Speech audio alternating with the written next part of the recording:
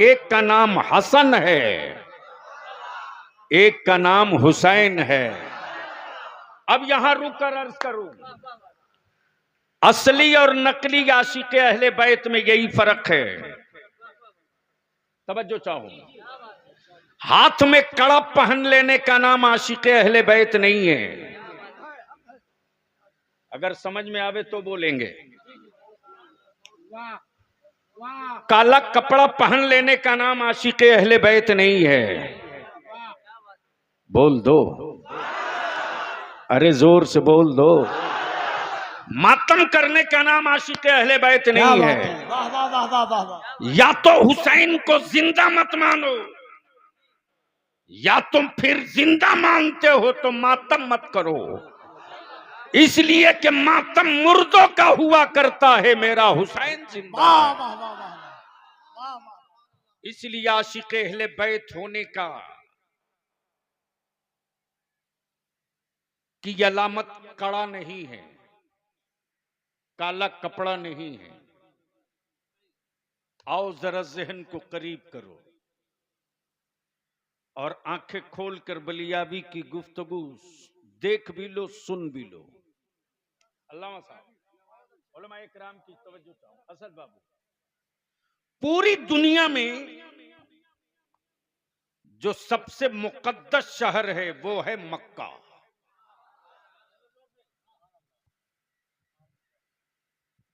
वो है, और जिसने मक्के को मक्का बनाया वो शहर है तैयबा मेरे मुस्तफा का। सुभान अल्लाह, सुभान अल्लाह। अहले इल्म की, अहले इल्म की। सवाल ये उठता है कि हर लड़ने वाला अपनी सहूलत का मैदान ढूंढता है। जंगों का तरीका यह है कि मैदान में उतरने से पहले पानी पर कब्जा कैसे होगा,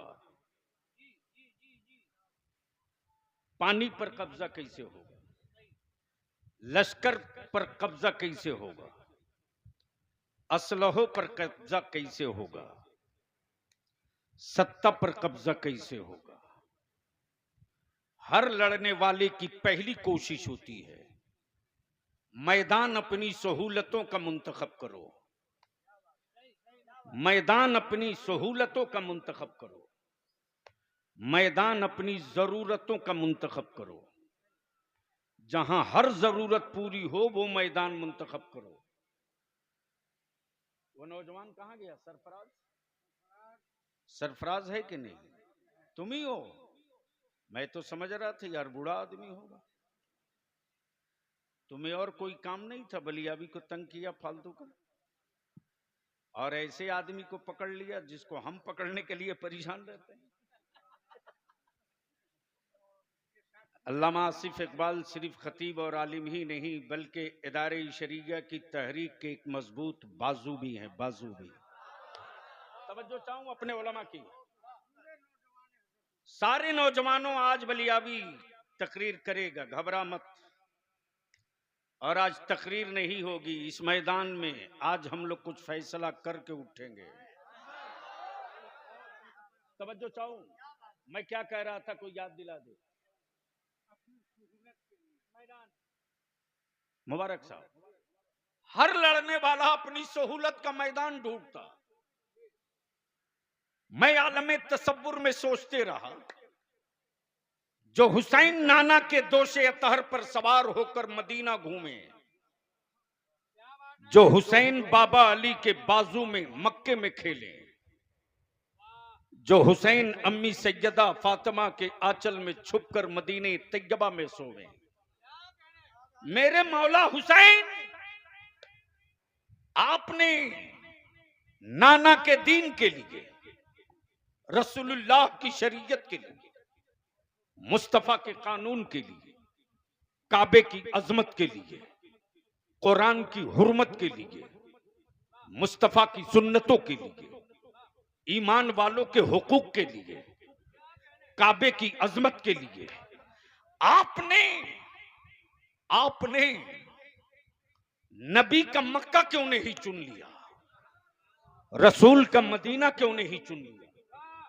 तवज्जो चाहूं, सर नहीं, अगर पढ़े हो तो जबान हिला देना। बोल दो।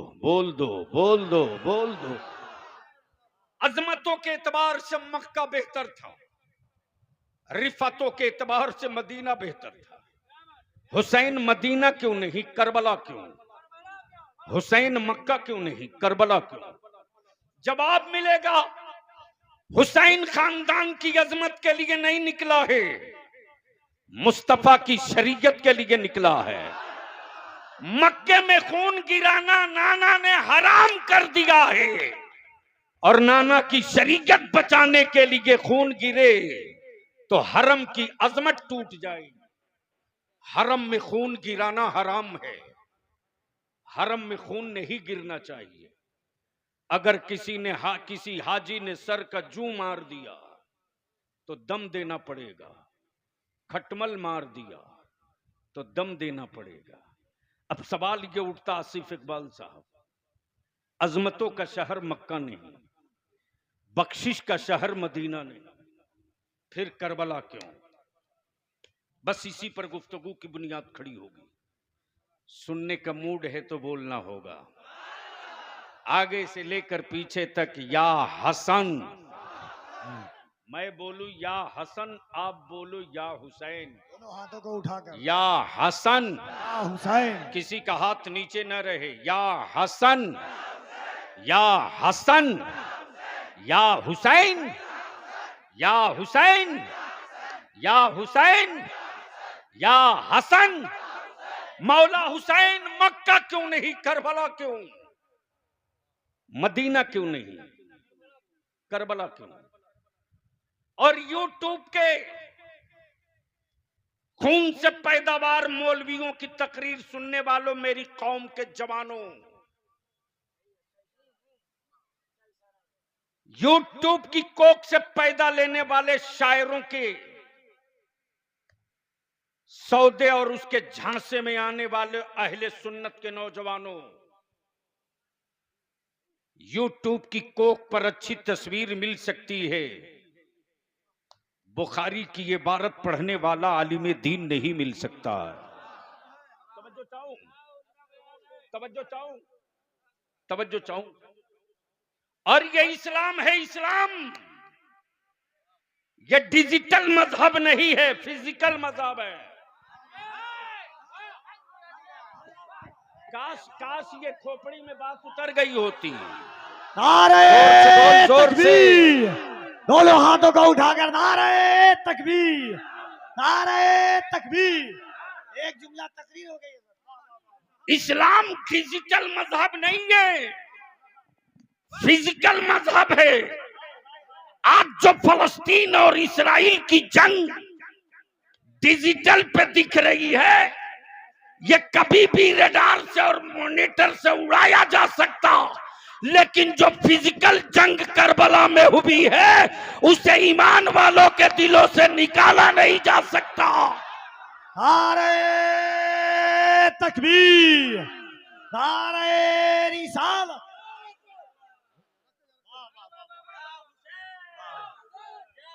लगाओ।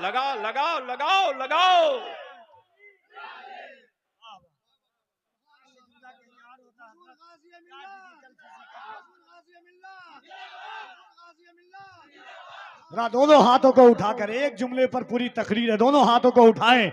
नारे तकबीर, नारे रिसालत, जिक्र शहीद आजम, मसला के आला हजरत, इसकी मोहब्बत, इसकी मोहब्बत। दोनों हाथों को उठाकर, कोई हाथ नीचे ना रहे। इसकी मोहब्बत, इसकी मोहब्बत, आला हजरत, आला इसकी मोहब्बत, इसकी मोहब्बत। बस्ती बस्ती करिया करिया, बस्ती बस्ती करिया करिया, इल्म का सूरज फैज का दरिया, शहीद आजम कॉन्फ्रेंस, हुजूर गाजी मिल्लत। अब बलिया भी अर्ज करता, बद्र में डिजिटल नहीं था, फिजिकल था। ओहद में डिजिटल नहीं था, फिजिकल था। जुमल में डिजिटल नहीं था, फिजिकल था। ओहद में डिजिटल नहीं था, फिजिकल था। खैबर में डिजिटल नहीं था, फिजिकल था। करबला में डिजिटल नहीं था, फिजिकल था। वो 6 माह का बच्चा डिजिटल नहीं था, फिजिकल था। अब्बास का बाजू डिजिटल नहीं था, फिजिकल था। हुसैन का सरे पाक जो नेज़े पर कुरान पढ़ रहा था, वो डिजिटल नहीं था, फिजिकल था।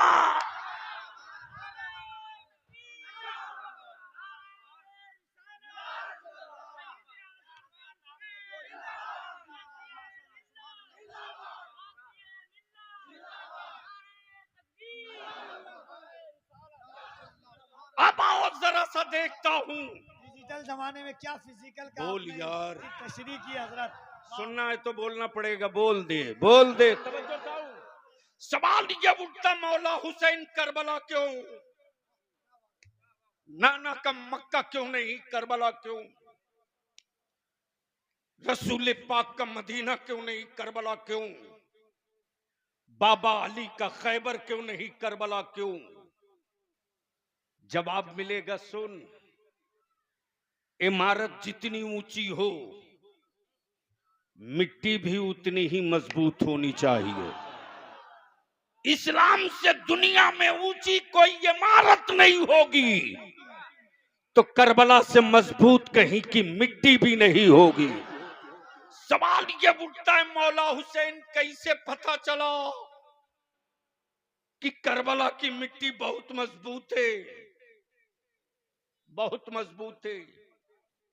जवाब मिलेगा, इसका फैसला किसी इंजीनियर ने नहीं किया है, और इसका फैसला डिजिटल नहीं हुआ है, फिजिकल हुआ है। उठाए थे जिब्रील, लाए थे नाना के पास। ओके, मेरे नाना ने किया था। जहन करीब कर। मैंने मौलाना आसिफ इकबाल से कहा कि ये नदी है, सोन नदी, इसके किनारे 5 कट्ठा जमीन लीजिए, खूबसूरत इदारा बनाइए। यहां हर वक्त पानी भी है, सब्जा भी है, हरियाली भी है, स्वच्छ वातावरण भी है, पॉल्यूशन मुक्त एरिया है। इन्होंने जवाब दिया, फ्री में भी मिलेगी जमीन तो मैं बिल्डिंग नहीं बनाऊंगा। मैंने कहा क्यों? जवाब देते कि यहां की मिट्टी ठीक नहीं। मैंने कहा जो गिरिडीह शहर की मिट्टी का कलर है, वही कलर तो यहां का भी है। कहा कलर पर मत जाओ, पैर रख के देखो। यहां की मिट्टी इस लायक नहीं कि 3 मंजिला बिल्डिंग का लोड उठा सके। जहन करीब करना, हर बिल्डिंग हर मिट्टी पे नहीं बनती। इस्लाम से ऊंची कोई इमारत नहीं, तो करबला से मजबूत कोई मिट्टी भी नहीं। तवज्जो चाहो, तवज्जो चाहो। जैसे ही इनसे मुलाकात हो गई, गिरिडीह रेलवे स्टेशन पे सामने में 7 मंजिला एक फ्लैट है, अपार्टमेंट है। उस अपार्टमेंट में इन्होंने उंगली दिखाकर कहा, 3री मंजिल पर मेरा भी एक फ्लैट है।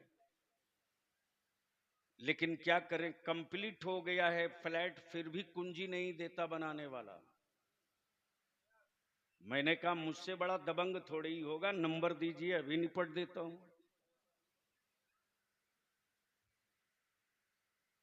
लिए कब?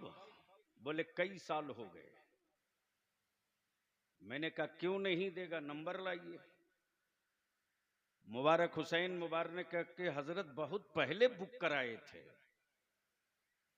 मैंने कहा मैं कोई ईडी और सीबीआई का आदमी थोड़ी हूं। वैसे भी दिल्ली से कुकुरमुत्ते की तरह मौलवी के पीछे ये दोनों लगते हैं, लेकिन आज तक मौलवियों के पास तो कुछ मिला नहीं, लेकिन कोई बाबा अभी तक बचा भी नहीं है।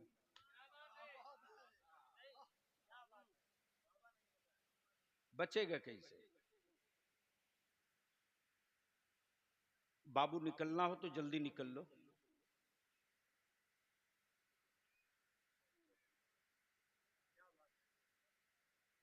बोल दो धीरे से सुभान अल्लाह। मैं क्या कह रहा था? मैंने कल लाइए नंबर दीजिए। जैसे ही नंबर दिया इन्होंने, मैंने कहा लगाओ बाबू मुबारक, मैं निपट ही लूं इनसे। बनाने वाली कंपनी के एमडी का नंबर जैसे ही लगा, मुबारक साहब ने कहा बलियावी साहब बात करेंगे। मैंने कहा क्यों जी? जब पेमेंट मुकम्मल हो चुका, फ्लैट कंप्लीट है, तो कुंजी क्यों नहीं दे रहे हो? फ्लैट के मालिक ने जवाब दिया कि बलियावी साहब मैं 2 महीना पहले दे दिया होता, लेकिन 2 माह पहले न देने की वजह यह है कि अभी इस बिल्डिंग की फिटनेस रिपोर्ट नहीं आई है। तवज्जो चाहो। मैंने कहा तो फिर तैयार हो जाओ, तेरी ऑफिस में मैं अभी आ रहा हूं। सेफ्टी मैनेजमेंट को भी बुला लो, फायर ब्रिगेड को भी बुला लो, इंजीनियर को भी बुला लो, और जिसने तामीर करने में, जिस ओवरसियर ने मटेरियल दिया, सप्लाई किया, उसको भी बुला लो। जब पहुंच गया तो मैंने कहा जरा इसका ग्राउंड नक्शा दिखाओ। टेबल पे लंबा पन्ना वर्क पलट दिया, बोला ये देख लीजिए, पिलर इतने हैं, प्लिंथ इतना है, इतने एमएम का रड है, इतने एमएम की सरिया है, इतनी गिट्टी है, इतना बालू है, इतनी ईंट है, इतने फीट पर ये बधा, इतने फीट पर ये बधा। जब ये तैयार हो गया तो अब देख लीजिए अंदर की पोजीशन। ये बेडरूम है, ये किचन रूम है, ये बेडरूम है, ये किचन रूम है, ये लाइब्रेरी है, ये फला है, ये ढिमाका है, ये बालकनी। अगर खोपड़ी हाजिर हो तो सुन लो, बोलना पड़ेगा, जोर से बोलो, मस्ती में बोल। इसको जल्दी बैठाओ भाई, तवज्जो चाहूं। जैसे ही सारा नक्शा रख दिया, मैंने कहा इंजीनियर, बिल्डिंग की ऊंचाई के एतबार से तुमने पाइलिंग की? कहा किया। मटेरियल डाला? कहा डाला। जितने एमएम का रड लगना था उतना ही दिया, जहां 40 का लगना था वहां 40 दिया, जहां 75 एमएम का लगना था वहां 75 एमएम दिया, जहां 20 एमएम का लगना था वहां 20 एमएम दिया। और जब ये बन गया तो देख लीजिए, इसी बिल्डिंग में, इसी कैंपस में पार्क भी है, नदी नहर भी है, तालाब भी है, इसी इमारत में लाइब्रेरी भी है, बेडरूम भी है, गेस्ट हाउस भी है, सब है। जहन को थोड़ा सा हाजिर कर लेना। हुसैन, मक्का क्यों नहीं, करबला क्यों? जोर से, जोर से, जोर से। मदीना क्यों नहीं, करबला क्यों? जवाब मिलेगा, हुसैन हुकूमत के लिए नहीं गया है। हुसैन तो नाना के दीन की इमारत की तामीर के लिए गया है। जिस तरह एक बिल्डिंग में बेडरूम, ड्राइंग रूम, बालकनी सब है, उसी तरह हुसैन के नाना के दीन की इस इमारत में फर्ज भी है, वाजिब भी है, सुन्नतें भी है, शरीयत भी है, सब्र भी है, सजदा भी है, गिरयोजारी भी है, आहो बका भी है, तहजीदोहिया भी है, सिस्किया भी है, हिम्मत भी है, अज़्म भी है, हौसला भी है, बुलंदी भी है, तकद्दुस भी है। इसी में सब है, इसी में सब है। तब बलिया भी पूछता इंजीनियर से, तूने इतनी ऊंची बिल्डिंग बताई, इस बिल्डिंग की उम्र और लाइफ कितनी है? कितने दिनों तक ये बिल्डिंग जमीन पर खड़ी रहेगी? इंजीनियर जवाब देता, लोहे की क्वालिटी की बुनियाद पर सीमेंट गिट्टी की क्वालिटी की बुनियाद पर, मटेरियल और तामीर की टेक्नोलॉजी की बुनियाद पर इस बिल्डिंग की उम्र टोटल 100 साल। कितना? 100 साल। मैंने कहा 100 साल के बाद, तवज्जो चाहो, 100 साल के बाद का छड़ की कोई गारंटी नहीं, गिट्टी की कोई गारंटी नहीं, सीमेंट बालू की कोई गारंटी नहीं। मैंने कहा 100 साल के बाद फिर इस बिल्डिंग का होगा क्या? कहा कुछ भी हो सकता, इसलिए कि जो मटेरियल मैंने डाला है इसकी उम्र इतनी ही है, इससे बेसी नहीं है।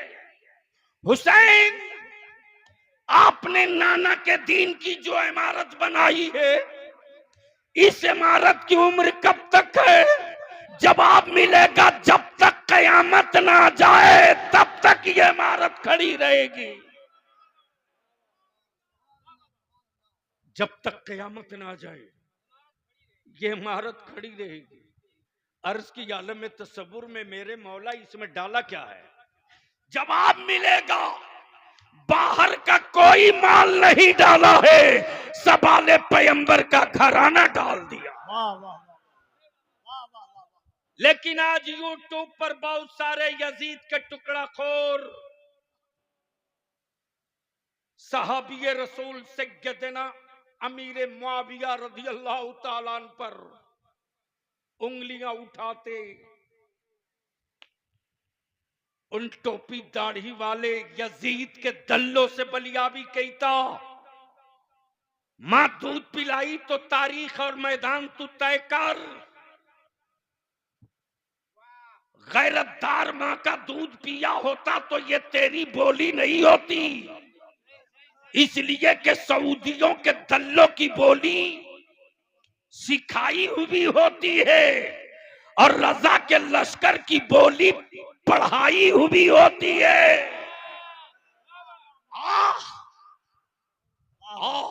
वाह वाह वाह। सैयदना अमीर मुआविया पर उंगलियां उठाने वालों, तेरी माओं के दूध की गैरत को बलियाबी चुनौती देता।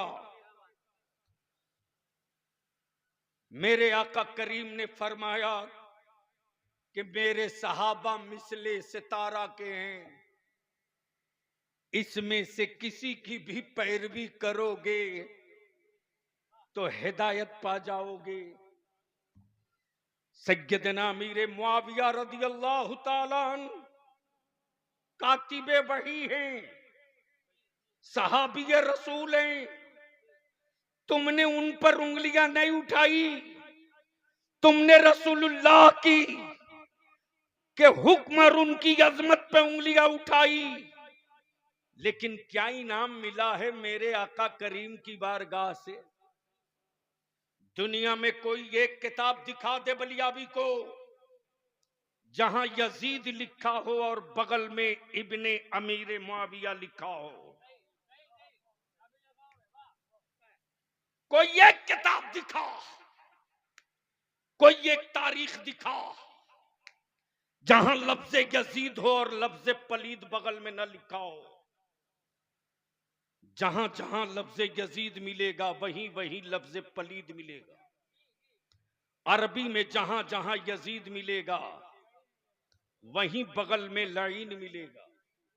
लेकिन दुनिया में कोई एक लफ्ज, कोई एक जगह ऐसी नहीं मिली जहां सिर्फ हुसैन मिला हो और बगल में इब्ने अली न मिला हो। गोया यजीद लईन से पहचाना गया, हुसैन मौला अली से पहचाने। वाह वाह वाह। नारे तकबीर, नारे रिसालत, शहीद आजम कॉन्फ्रेंस, हुजूर गाजी मिल्लत। अब इसको यहीं रोक लो, यहीं रोक लो। मैं समझ रहा हूं, अरे बाप 1:30 बज गया, 1:45।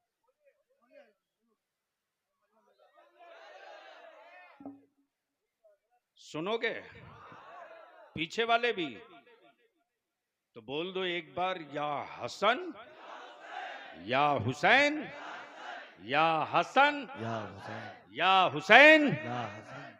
हुसैन मक्का क्यों नहीं, करबला क्यों? जवाब मिलेगा अपनी मर्जी का मैदान जमाना चुनता है। जगा दीजिए मौलाना को, आप ही को कह रहे हैं बाबू। अपनी मर्जी का मैदान जमाना चुनता है, रब की मशीयत की मर्जी का मैदान मुस्तफा का घराना चुनता है।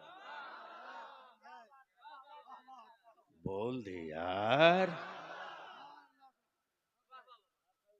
अब इसको यहीं रोक लो थोड़ी देर के लिए, बस थोड़ी देर के लिए। ईमान से बोलो, यहां जितने बैठे हो सब हुसैनी हो? मैं ऐसे नहीं मानूंगा, मैं ऐसे मान ही नहीं सकता। बलिया भी बहुत जिद्दी आदमी का नाम है। जब जिद पे उतर जाए तो दुनिया एक तरफ चलती है, रईसुल कलम का ये पाला हुआ एक तरफ चलता है। अब जहन हाजिर करो असद बाबू। काबे की कुंजी रख लेने से कोई अमीरुल मोमिनीन नहीं होता। शायद इधर समझ में नहीं आया।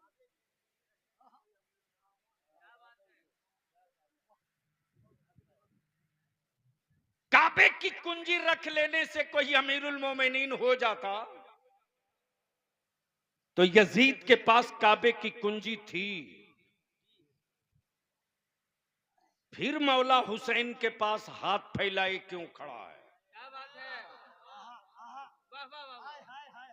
जोर से बोल यार, अरे जोर से बोल यार। हुक्मरां होना और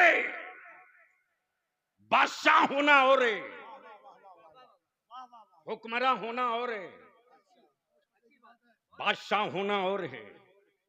यजीद हुक्मरां हो सकता, बादशाह नहीं हो सकता। बादशाह तो सिर्फ मेरा हुसैन है, बादशाह तो सिर्फ मेरा हुसैन है। एक बार असद बाबू अजमेरे मोहल्ला में देखा कि भीख मंगों की लंबी लाइन लगी है। क्या हाई टेक भीख मंगे वहां दिखते हैं साहब। आया है फॉर्च्यूनर से, मांग रहा अकीदतमंदों से। यानी क्या अकल पे पत्थर है। पूरी दुनिया के इश्क वाले गरीब नवाज से मांगने जाते हैं और वहां वाले गरीब नवाज के गुलामों से मांग रहा है। दिल लगा, बस आखिरी हिस्सा आ रहा गुफ्तगू का। दिल लगा दे, बोल दे, बोल दे, बोल दे, तवज्जो चाहूं। हुक्मरां होना और है, बादशाह होना और है। हुसैन बादशाह हैं। हुसैन, जोर से हुसैन। अच्छा एक बात बताओ, ये कौन सा गांव है? कौन सा गांव है? शाखा 12, शाखा 12, यानी 12 टोले का एक शाखा है। शाखा 12। मैं आ रहा था तो देख रहा था कि 2 किलोमीटर पहले ही से हरी हरी झंडियां बंधी है। सवाल ये उठता है कि जंग तो लड़ी गई करबला में, झंडे भारत में क्यों गाड़े जा रहे हैं? बोलोगे तो बोल दूंगा, बोलोगे तो बोल। वाह वाह वाह वाह वाह वाह। झंडे भारत में क्यों गाड़े जाते? फरात पे गाड़ लेते, करबला में गाड़ लेते, नजब अशरफ में गाड़ लेते, बगदाद मुअल्ला के गिरदो नवाह में गाड़ लेते, इराक में गाड़ लेते। भारत में क्यों गाड़ लिया? भारत में क्यों गाड़ लिया? जवाब मिलेगा आशिकों का। हुक्मरानों का झंडा मुल्कों में गड़ा करता है, बादशाह का झंडा पूरी कायनात में गड़ा करता है। नारे तकबीर, नारे रिसालत, शहीद आजम कॉन्फ्रेंस, फैजाने इमाम हुसैन। अब सवाल ये उठता है, क्या है करबला? क्या है करबला और कौन है करबला में, क्या है करबला, कौन है करबला में और क्यों है करबला में। बस इसी 3 चीज को क्लियर कर दूं, गुफ्तगू मुकम्मल। क्या है करबला में, कौन है करबला में, कौन है करबला में, क्या है करबला में, क्यों है करबला में। जिल लगाओ को बोल दो तो बोल दो, अरे जोर से बोल, जोर से, जोर से। अब जहन को यहीं करीब कर, शहर तैबा, शहर तैबा समझे कि नहीं यार। सुन्नी के सामने मदीना बोलो या तैबा बोलो, झूमता है। तवज्जो चाहूं, तवज्जो चाहूं, अल्लामा आसिफ साहब। और जिन मौलवियों को मदीने से एलर्जी होती है, हुकूमत ने भी क्या सिस्टम बनाया है कि अगर पहले जाओगे तो पहले मदीने शरीफ जाना पड़ेगा, अब बाद में जाओगे तो पहले मक्का जाओगे, बाद में वापसी मदीने से होगी। आना ही पड़ेगा। मुल्ला फतवा बांटते रहा मदीना मत जाओ, ये बात बुखारी पढ़ने वालों को समझ में नहीं आई, लेकिन गीता को पढ़ने वालों को यह बात समझ में आ गई कि बगैर मदीना गए हज मुकम्मल ही नहीं होगा। या तो जाते वक्त मदीने जाओ या आते वक्त मदीने जाओ, लेकिन जाना पड़ेगा। अब बस इसको रोक ले, बस दो तरफ शहर मदीना बोल दे या हुसैन। तवज्जो चाहूं आसिफ इकबाल साहब। शहर मदीना, जगह मस्जिद नबवी, गोद मेरे रसूल की, बच्चे दो, बच्चे दो, एक रसूल करीम सल्लल्लाहु अलैहि वसल्लम की बेटी का बेटा जिसका नाम हुसैन है, और एक रसूल करीम सल्लल्लाहु अलैहि वसल्लम का अपना बेटा जिसका नाम सैयदना इब्राहिम है। बाप की फितरत होती है कि बेटा चाहिए, बाप की चाहत होती है बेटा चाहिए, बाप की सोच होती है बेटा चाहिए। दिल लगा करबला समझ में आ जाएगा, लेकिन बोलना पड़ेगा, बोलना पड़ेगा। तवज्जो चाहूं, तवज्जो चाहूं। जमीन मदीने की, जगह मस्जिद नबवी, गोद रसूलुल्लाह की, बच्चे दो, एक नबी का नवासा और एक नबी का अपना बेटा। अब बलियाबी पूरी पूरी पूरी जिम्मेदारी से कहता, जमीन पर दो ही बोसा गाहे मुस्तफा है, दो ही बोसा गाहे मुस्तफा है। एक का नाम हजर असवद है और एक का नाम हुसैन का गला है। हजर असवद को नबी ने चूम दिया तो कयामत तक चूमा जाएगा, और जिस हुसैन के गले को मुस्तफा ने चूमा वो सुबह कयामत तक एहतराम किया जाएगा। मेरे अजीज, आकाए रहमत की गोद में जब दोनों बेटे, एक बेटा एक नवासा, एक नवासा एक बेटा, नबी ये पाक कभी बेटे को चूमते, कभी नवासे को चूमते, कभी नवासे को चूमते, कभी बेटे को चूमते। इसी बीच में बुलबुल सिदरा जिब्रील अमीन आ गए और जिब्रील आकर अर्ज करते, या रसूल अल्लाह अलैहिस्सलाम, ये दोनों आपके पास नहीं रहेंगे, दोनों में कोई एक रहेगा, मर्जी आपकी, आप चाहें तो बेटा रख ले, आप चाहें तो नवासा रख ले। बाप की फितरत कहती है बेटा बचाया जाए, लेकिन निगाहे नबूवत कह रही है या रसूल अल्लाह आपके बेटे, आपके दीन के लिए बेटे की जरूरत नहीं, हुसैन की जरूरत है। जोर से, जोर से, हुसैन की जरूरत है, बेटे की नहीं, हुसैन की जरूरत है।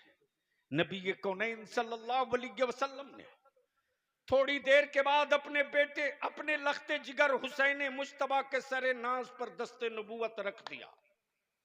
जिब्रील समझ गए जिनको छोड़ना है वो हुसैन हैं और जिनको वापस ले जाना है वो सैयदना इब्राहिम है। जिनको वापस ले जाना है वो इब्राहिम है, जिनको छोड़ना है वो हुसैन है। दिन गुजरते गए, महीना बीतते गया, साल निकलते गया, सैयदना इब्राहिम का इंतकाल हो गया। हुसैन मुश्तबा सियाने हो चले। हुसैन मुश्तबा बाबा अली के बाजुओं में खेलते रहे। हुसैन मुश्तबा जवान हो गए। उसी मस्जिद नबवी में उधर से सैयदना फारूक आजम आते और सैयदना फारूक आजम मुस्कुरा कर देख कर फरमाते, हुसैन तुझको मालूम है रसूल करीम सल्लल्लाहु अलैहि वसल्लम ने अपना बेटा देकर तुझको बचाया है, तुझको मालूम है?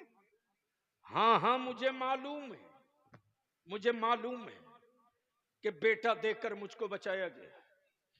उधर से सैयदना अबू बकर सिद्दीक फरमाते, हुसैन तेरे नाना ने तेरे मामू की जान की कुर्बानी देकर तुझको बचाया है। जानता हूं, मुझे मालूम है, मेरी जान के लिए मेरे मामू की जान का सदका दिया गया।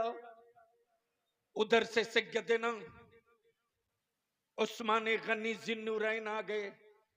फरमाते, हुसैन रसूल करीम सल्लल्लाहु अलैहि वसल्लम ने अपनी औलाद का जान का सदका देकर तुझको बचाया।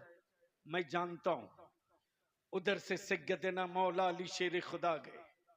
फरमाते, हुसैन तेरे मामू की जान की कुर्बानी देकर तुझको बचाया गया।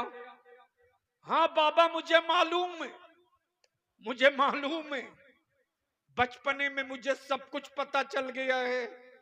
मैं क्यों बचाया गया हूं, मेरे मामू की जान का सदका क्यों दिया गया, मुझे सब पता है। पर्दे से आवाज आती, रसूल करीम की शहजादी खातून जन्नत, ये वो खातून जन्नत हैं कि जब मैदान महशर में सैयदा तैयबा फातिमा ज़हरा की सवारी आएगी तो मुनादी निदा देकर ऐलान करेगा, महशर वालों अपनी निगाहें नीची कर लो, रसूलुल्लाह की बेटी फातिमा की सवारी आ रही है। अल्लाह अकबर। वो फातिमा जिसके लिए हुक्म होगा, महशर वालों निगाहें नीची कर लो, रसूलुल्लाह की बेटी फातिमा की सवारी आ रही है। मेरे अजीज, सैयदा फातिमा ज़हरा बोल पड़ी, मेरे बेटे हुसैन तुझको मालूम है ना, मेरे भाई की कुर्बानी दी गई है तुझको बचाने के लिए। हाँ अम्मी मैं जानता हूं, मेरे मामू की जान की कुर्बानी दी गई मुझको बचाने के लिए। लेकिन लेकिन लेकिन जब इक़्तिदार के जुल्म के हाथों नबी के दीन का कत्ल होने लगा, रसूल की शरीयत के कत्लेआम का मंसूबा बनने लगा, नबी के दीन की अजमत के कातिल तैयार हो गए, सुन्नत और शरीयत के कत्ल का मंसूबा तैयार हो गया, तब हुसैन मुश्तबा नाना की चौखट चूमकर बोल पड़े, नाना आपने एक बेटा देकर हुसैन बचाया है, हुसैन पूरा खानदान लुटाकर आपका दीन बचाएगा। तब बलिया भी कहता है, करबला में सिर्फ सैयदा फातिमा का बेटा नहीं है, करबला में सिर्फ मौला अली का लाल नहीं है, बल्कि करबला में मुस्तफा का दीन भी है और मुस्तफा के दीन का मुहाफिज भी है। तब किसी ने कहा शाह हस्त हुसैन, बादशाह हस्त हुसैन। काबे की कुंजी रख लेने से कोई अमीरुल मोमिनीन नहीं होता, वरना आज सऊदिया के शाहों के पास काबे की चाबी है, लेकिन पूरी दुनिया का ईमान वाला उसे अपना रहनुमा नहीं मानेगा। वो रहनुमा हो ही नहीं सकता जो फलस्तीन के ईमान वालों की लाशों पर अपने सत्ता का तख्त रखा हो और यहूदियों की दलाली कर रहा हो। तब बलिया भी कहता, किसी भी दारुल उलूम का मुल्ला एक लफ्ज बोलने की हिम्मत नहीं जुटाता। इस वक्त पूरी दुनिया में अहले सुन्नत वल जमात इमाम अहमद रजा के मसलक का एक एक बच्चा दुनिया के हर कोने से आवाज दे रहा है, बैतुल मुकद्दस लेके रहेंगे।